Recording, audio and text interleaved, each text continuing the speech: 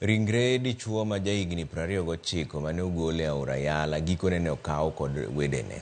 Ringre Nicholas Kipkorir ichich ma japuonje Malindi Girls High mayudore Kakamega nokaw kod wedene tok yango ringre mare.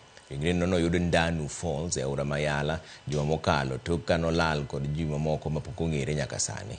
Kaluwore kod jal mane gitiyo godo Cornelius Chumba ne gineno ringre no tok kanda luorore mane mbui ka.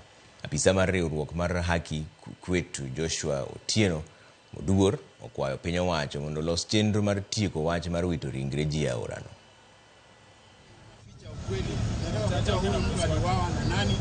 We've come to pick the remains of our friend and our colleague, a staff mate, and we are laying him to rest tomorrow.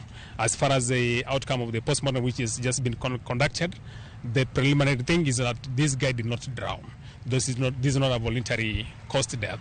This is somebody who was killed elsewhere and dumped at the River Yala, probably after the body is already decomposed or something like that. That is why it was picked as in bad shape. And we are appealing to the authorities, especially the security, to beef up, especially around the school and also around River Yala.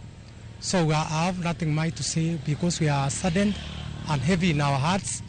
It's only that we are happy again about the human rights that are following the case together with the CID and the Kenya police.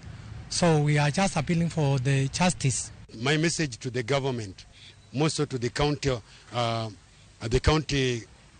the security agencies in Sia County, we are saying that a time has come that they should come out and make sure that the security of the people around Yala, and also to come out very clearly to tell us what is happening here and there again, because we are seeing many of the bodies which are being found in River Yala.